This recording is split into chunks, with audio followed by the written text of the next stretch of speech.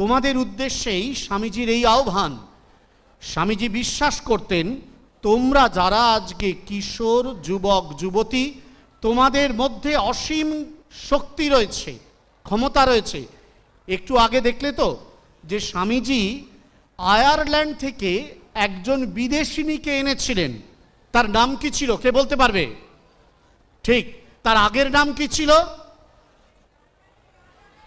Thank you.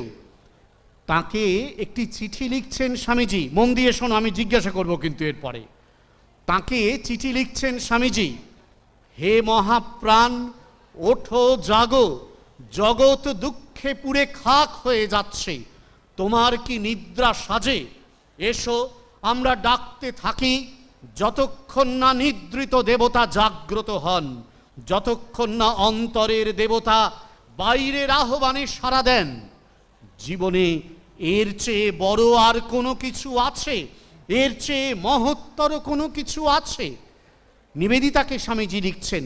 মনে রেখো, এটা শুধু নিবেদিতাকে লক্ষ্য করে নয়, তো তোমার আমার সবার জন্য, আমাদের প্রত্যেকের মধ্যে স্বামীজি বিশ্বাস করতেন যে সেই শক্তি রয়েছে। পরাধীন ভারতবর্ষে জন্মেছিলেন তিনি, চোখের সামনে দেখেছিলেন কেমন করে কেবলমাত্র বিদেশির অনুকরণ করে রুগ্ন দেহ নিয়ে আমাদের কিশোর কিশোরী, যুবক যুবতীরা হেঁটে যাচ্ছেন। স্বামীজি তাই বারবার মনে করেছিলেন যে আমাদের মধ্যে শারীরিক শক্তির বিকাশ হওয়া দরকার। আমরা যেন ভালো করে খাওয়া দাওয়া করি, শরীর চর্চা করি, ভালো খেলাধুলা করি, তাতে শারীরিক শক্তির বিকাশ হবে। যোগ ব্যায়াম, এটিও কিন্তু স্বামীজির যোগাসন বা এর মধ্য দিয়ে শরীরকে গঠন করা, এটি অবশ্যই স্বামীজির স্বপ্ন ছিল। কোনো রুগ্ন দুর্বল দেহ একটুতেই কাত হয়ে যাচ্ছে স্বামীজি পছন্দ করতেন না। নিজে অনুশীলন করতেন, যোগাসন, লাঠি খেলা এগুলো অনুশীলন করতেন, শরীর চর্চা করতেন, মুষ্টিযুদ্ধ অনুশীলন করতেন। এটা চেয়েছেন। এক। দুই, মানসিক শক্তির বিকাশ। মানসিক শক্তির বিকাশ মানে তোমার মনের ক্ষমতাটা চাই। তুমি যদি মনে করো আমি চুপ করে বসে থাকবো, চুপ করে বসে থাকতে পারবে যেন অনেকক্ষণ। যদি মনে করো যে না আমি অনেক কাজ করব, সঙ্গে সঙ্গে উঠে কাজ করতে পারবে। আবার যদি পরের মুহূর্তে মনে হয় না একটু শান্ত হয়ে বসবো, শান্ত হয়ে বসতে পারবে। মানে মনের ওপরেই নিয়ন্ত্রণটা থাকবে। তাতে কি হবে, যখন তুমি পড়তে বসবে দেখবে তাড়াতাড়ি পড়াশোনা হয়ে যাচ্ছে, যখন তুমি খেলতে যাবে দেখবে খুব ভালো খেলতে পারছো, যা তুমি করতে চাইবে তখন কিন্তু তোমার করায়ত্ত হবে। তাই মানসিক শক্তির বিকাশ। আর হৃদয়ের শক্তির বিকাশ মানে অন্যের জন্য কিছু ভাবনা। বুদ্ধদেব বলেছিলেন চরত্থভিক্ষবে চারিকম বহুজন হিতায় বহুজন সুখায় লোকানুকম্পায় অত্থায় হিতায় সুখায় দেব মনুষ্যানাম। স্বামীজি লিখছেন কোন নিষ্ফলা দেবতার অন্বেষণে তোমরা ধেয়ে চলেছ, আর তোমার সম্মুখে যে বিরাট তার উপাসনা করতে পারছো না। যে বিপুল মানব সমষ্টি আজও নানান দুঃখে, নানান যন্ত্রণায়, নানান অভাবে বিপন্ন হয়ে রয়েছে। স্বামীজি চেয়েছেন তোমাদের মতন ছাত্রছাত্রী, যুবক যুবতীরা তাদের পাশে গিয়ে দাঁড়াও। স্বামীজির সেই বিখ্যাত কবিতার লাইন তোমরা সবাই মুখস্থ করো, ব্রহ্ম হতে কীট পরমাণু সর্বভূতে সেই প্রেমময়, মন প্রাণ শরীর অর্পণ করো সখে এ সবার পায়, বহুরূপে সম্মুখে তোমার ছাড়ি কোথা খুঁজিছ ঈশ্বর, জীবে প্রেমে করে যেই জন সেই জন সেবিছে ঈশ্বর। ওই যে বলছিলাম স্বামীজির ঘর, তখন এই বেলুর মঠ তৈরি হচ্ছে, এখানে অনেকে কাজ করছে, তারা সাধারণভাবে খুব মানে অভাবগ্রস্ত মানুষ, সাঁওতাল, তাদেরকে স্বামীজি খাওয়াবেন, খাওয়ালেনি।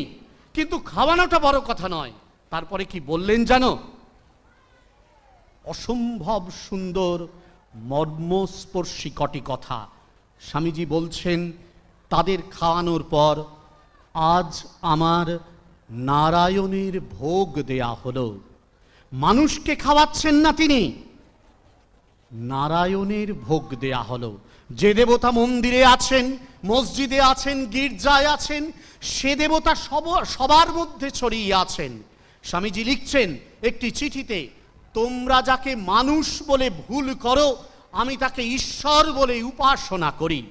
স্বামীজি তোমাদের কাছে চেয়েছেন এই হৃদয়ের শক্তির বিকাশ, যা দিয়ে মানুষকে ঈশ্বর বলে চিনতে শিখবে, বুঝতে শিখবে, তবেই কিন্তু স্বামীজির সন্তান হয়ে উঠতে পারবে। বেলুর মঠের এই পুণ্যভূমিতে তোমরা এসেছো, আজ বুঝতে পারো না পারো, নিশ্চিত বিশ্বাস করো স্বামীজির আশীর্বাদ, ঠাকুরের আশীর্বাদ, এই বেলুর মঠের পবিত্র ধূলিকণার স্পর্শ তোমাদের অঙ্গে অঙ্গে লেগে গেল। একদিন আসবে দেখবে, যেদিন কিন্তু তোমাদের মধ্যে স্বামীজির এই স্বপ্ন বিকশিত হতে শুরু করবে, সেদিন স্বামীজির ডাকে সাড়া দিতে ভুল করো না। বিবেকানন্দের আহ্বানে সাড়া দেওয়া মানে এই জগতের জন্য, এই সংসারের জন্য নিজেকে উৎসর্গ করা। আপন স্বার্থ সিদ্ধির জন্য যে মানুষ আসে, বিবেকানন্দ তাদের জন্য নয়। বিবেকানন্দ তাদের জন্য যে নিজেকে সমস্ত জগতের জন্য উৎসর্গ করতে পারে, তাকেই বিবেকানন্দের সন্তান বলা যায়। স্বামীজি বলেছিলেন, I want each one of my children must be 100 times greater than I could ever be. আমি যা হতে পেরেছি, আমার সন্তানেরা তার চেয়ে শত সহস্র গুণে মহৎ হয়ে উঠবে। এ আশীর্বাদ, এ স্বপ্ন বিবেকানন্দ তোমাদের উদ্দেশ্যে করে গেছেন।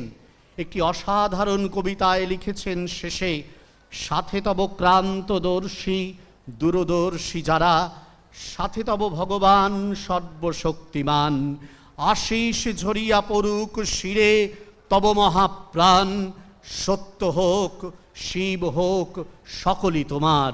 স্বামীজি লিখছেন, পথ চলো তোমরা, সত্যবাদী হও, সাহসী হও, হৃদয়ের শক্তিকে বিকাশ করো, আত্মবিশ্বাসী হও। তোমাদের সাথে আছেন ক্রান্তদর্শী দূরদর্শী মানুষেরা, আছেন ভগবান, আর আছেন স্বামীজি স্বয়ং। আশীর্বাদ করছেন তিনি, সত্য হোক শিব হোক সকলই তোমার। এগিয়ে চলো স্বামীজির পথে। প্রতিদিন বাড়িতে একটা পাতা করে স্বামীজির বই পড়ো এবং খেয়াল করার চেষ্টা করো সেই অনুযায়ী তোমার পরের দিনের সকালটা শুরু হচ্ছে কিনা, সেই অনুযায়ী তোমার জীবনটা একটু একটু করে তৈরি হচ্ছে কিনা। তুমি কি আত্মবিশ্বাসী হয়ে উঠছো? তুমি কি সত্যি সত্যি সত্যবাদী হয়ে উঠছো? তুমি কি অন্যের জন্য কিছু ভাবতে পারছো? যদি পারো তাহলে বিশ্বাস করো স্বামীজি তোমাদের মধ্যে আছেন। এই স্বপ্ন নিয়ে পথ চলতে হবে তোমাদের। তোমাদের এ যুগের স্লোগান হোক, Swamiji first, Swamiji second, Swamiji always. এটাই তোমাদের এ যুগের স্লোগান। বেলুর মঠের মাটি থেকে এ স্লোগান নিয়ে পথ চলা শুরু করো তোমরা তোমাদের জীবনে। ভগবানের কাছে এই আমাদের আজকের প্রার্থনা। নমস্কার।